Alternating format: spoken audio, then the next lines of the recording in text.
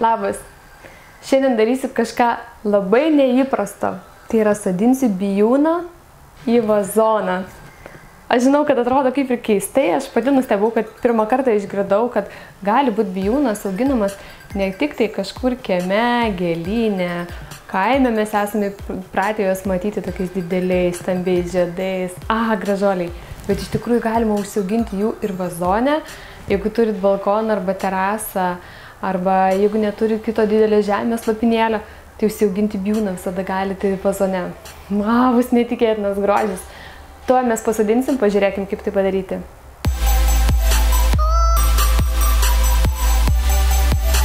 Šiame video bus tokios kaip po 3 dalys. Viena tai yra, kaip aš pasirenku tą bijūną, kokį reikia pasirinkti. Kita dalis, kaip mes pasiruošiam vazoną ir žemes, kokius pasirenkam ir kaip visą tą darom. Ir trečioji dalis, kaip pasodinti tinkamu būdu. Ir paskui, aišku, jau lauksim rezultato, tai jeigu prenumeruosite mūsų video, tai ir pamatysite, kaip tas bijūnas gerai turės atrodyti žymiai vėliau, kai jis jau užaugs mūsų vazone ir žydės. Ok, tai dabar pradedam nuo pat pradžių. Pasirenkam bijūną. Dabar aš sodinsiu ne tą paprastą bijūnėlį iš mūsų gėlynėlio, todėl kad jis vis dėlto skirtas auginti lauke, o aš nusipirkau specialų bijūną, ant kurio veislės buvo parašyta, ant pakuotės buvo parašyta patio. Tai reiškia, kad jis yra skirtas auginti vazonuose ir skirtas yra auginti terasai, balkone arba bet kurioje kitoje vietoje, kur nėra žemės ir kur mes galime į kažkokį puodą visą tą sutalpinti. Šiuo atveju aš pasirinkau 2 veislės. Buvo iš tikrųjų labai gražus pavadinimai. Žalioj stotelėje aš pirkau. Buvo Amsterdamas, Maskva, Paryžius. Žodžiu, visokie tokie miestai. Taigi aš pasirinkau baltą ir raudoną ir darysiu tokią kompoziciją iš 3 bijūnų vienam vazone. Gerai, apie viską iš eilės pakuojam. Tai pradėkim nuo to, kad mes turim išsipakuoti. Tuo aš pasiimsiu savo nuostabų gardenos rinkinį, niekaip negaliu atsidžiaugti. Apžiūrim šaknis. Taip, nuostabos gražios šaknis. Šiek tiek tas mūsų pumpurėlis jau yra toksai pavytęs, pavargęs, bet mes tikiuosi, kad jį atgaivinsime ir jis gražiausiai mums augs. Kas yra labai svarbu, kad kai mes sodinsime, tai mes ir turime susirasti būtinai, į kurią pusę žiūri viršus, o kurią pusę turim šaknis. Nes jeigu mes jį, pavyzdžiui, aukštinkojam pasodinsim, tai jau tikrai nieko gero iš jo nebus. Taip kad apžiūrim visas 3 šaknis ir jas pasiruošiam sodinimui. Štai mūsų antroji šaknelė su irgi mažučiu pumpuriuku. Ir trečioji šaknelė irgi taip pat. Čia atrodo tokia visai staro šaknis, bet tikrai čia yra puikus, gražus bijūnėlis ir irgi taip pat matome, į kurią pusę auga mūsų gražus ūgliukas. Tai mes jį taip ir sodinsime. Dabar kitas dalykas, kuris yra super svarbus tam, kad jūsų bijūnas ilgai ir gražiai augtų, yra tinkamas jo paruošimas, kurioje terpėje jisai augs. Tai dabar mes tuos jau jų daigus turim, reikia mums pasiruošti žemes ir vazoną. Čia yra labai svarbu, kaip ir auginant bet kokį augalą, suprasti, iš kur bijūnas yra kilęs ir kokių įprastai jam reikia sąlygų. O bijūnui iš tikrųjų patinka turtinga žemė. Tai vadinasi, negali būti taip, kad jisai perdžius, arba negali būti taip, kad jam neužteks maisto medžiagų. Jis tikrai nori visko daug, bet tada atsidėkosim nuostabiausiais, gražiausiais žiedais. Jis bus įspūdingas, jeigu tik jam duosite pakankamai, ko jam reikia. Tai vadinasi, mes pasirinkam ne patį siauriausią, ne patį plokščiausią vazoną, o kuo mes jį didesnį pasirinksime, tuo ilgiau jame išsilaikys drėgmė, tuo daugiau maisto medžiagų galės gauti mūsų bijūnas ir tuo gražesnis jis galės būti. Todėl negailėkite jam vazoną. Suprantu, kad gražus ir didelis vazonas kainuoja daug, bet kokį jūs įspūdį turėsit. Kita vertus, šitie daigai tikrai irgi nemažai kainavo. Tai norint, kad tas bijūnas būtų tikrai jums reikia didelio rimto vazono ir daug geros žemės. Iš tikrųjų, man pasisekė gauti super gerą vazoną, tai yra vokiškas vazonas iš smilka.com. Galite pasižiūrėti nuorodą, pačioj parodysiu, iš kur ir jums tokį gauti, jeigu jūs norėsit.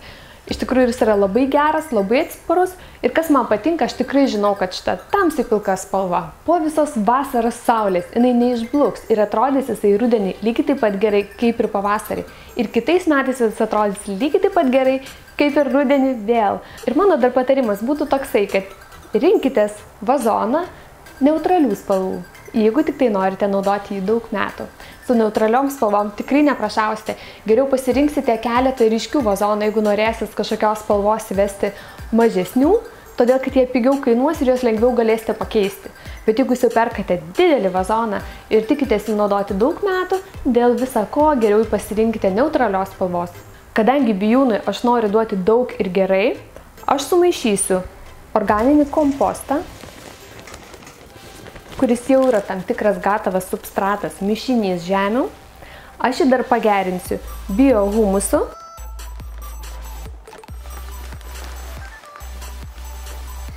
Ir dar įdėsiu vermikulito, tam, kad jame gerai cirkuliuotų oras ir nebūtų užsistovėjusios kažkokios drėgmės.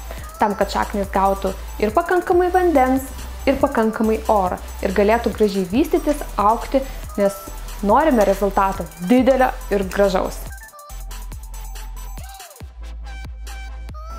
Tai dabar nuo ko mes pradedam, tai visų pirma mes turim dėti kažkokį tai drenažą. Čia aš turiu tiesiog paprastų keramzito granulių, kurios yra tam ir skirtos, bet galite naudoti ir paprastus akmenėlius arba galite naudoti molio šukės, jeigu tokias turite. Tai jų tikrai nemažai pilam į pačią pabaigą, į patį dugną.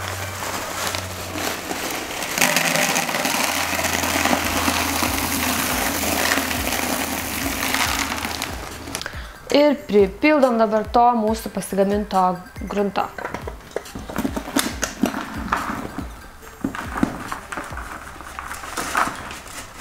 Čia mums jo dar per mažai.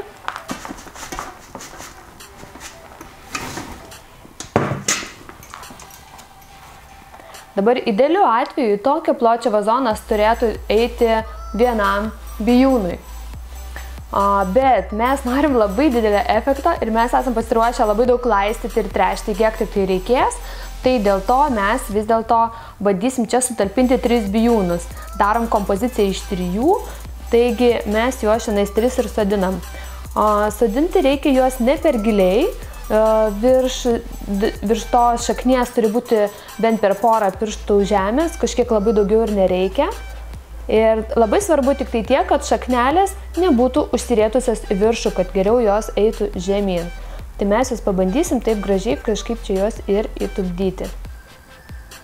Ir būtinai turim žiūrėti, kad tas daigelis žiūrėtų į viršų. Ir pasistengsim, kad šaknims liktų vietos tiek, kiek joms reikia.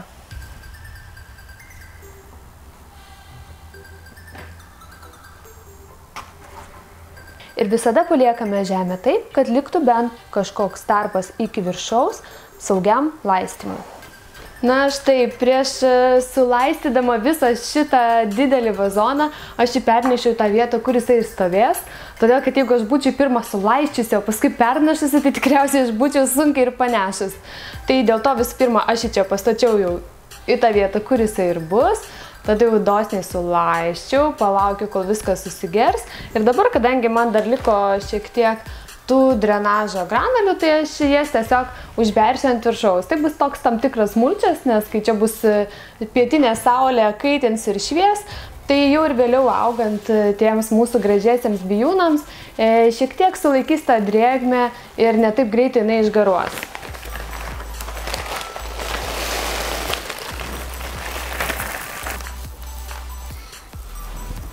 Klausimas, ką su šituo gražuoliu darom toliau? Nu ką, laistom! Jeigu mes turėtumėm išmanų vazoną, kuris turi vandens rezervuarą, tai be abejo tas laistymo procesas būtų žymiai paprastesnis. Šiuo atveju mes turim labai gerą vazoną, bet to laistymo kažkokio išmanaus sprendimo nėra. Bet kadangi mes žemių turim pakankamai daug, tai nebus tas laistymas toksai, kad 2 kartus per dieną turim lakstyti. Bet bijūnui patiks, jeigu laistysim jį tikrai nepamirždami ir neapleisdami. Plius kitas dalykas, kas jam patiks, jeigu jūs jį karts nuo karto patręšite. Nes, kaip ir minėjau, tikrai yra reiklus augalas. Dabar ką mes darom su juo žiemą? Vasarą, aišku, žavimės, laukia video, tikrai padarysim, kaip atrodys jisai. O žiemą yra kaip ir du variantai. Vienas variantas, tiesiog nunešam su visų vazonu į lauką, jeigu turite kiemą, ir jį prikasam žemėmis, tai jisai peržiemotų lauke kaip ir įprastas bijūnas. Tas, aišku, nėra labai patogu, nes tiesiog tas vazonas visas išsimurzintų ir, tiesiog gal ir ne pats patogiausias variantas. Kitas dalykas, jeigu jūs turite rūsį, verandą, kažkokį sandėliuką, kitokią patalpą, kur nebūtų tokio didelio minuso, tai jūs tiesiog su visų vazonu pasiimat ir pernešate į tą patalpą ir tenais jisai savo sėkmingai prabūna visą žiemą, kol pavasarį jūs vėl išnešate į savo balkoną arba terasą ir džiaugitės vėl gražiausiais žiedais. Tai va, to aš jums ir linkiu. Galbūt šitas video įkvėps jums naujiems kažkokiams eksperimentams. Ir tikiuosi, kad paskatins, kad ne tik pelargonijos ir ne tik petunijos ir tie įprasti augalai gali augti vazonuose, bet ir, kaip matot, bijūnai. Jeigu kilo dar kažkokių klausimų, jeigu patiko šitas video, jeigu komentarų kažkokį nori pasakyti, drąsiai priimu visus, rašykit, komentuokite čia. Jeigu patiko šitas video, spauskit like, o jeigu norite pamatyti ir daugiau video augalų, balkoninių visokių gėlių klausimais, jeigu norite sužinoti daugiau apie dizainą, apie aplinkos kūrimą, tai prenumeruokit mūsų video ir susitiksim tada visai greitai jau kitą kartą. Ate!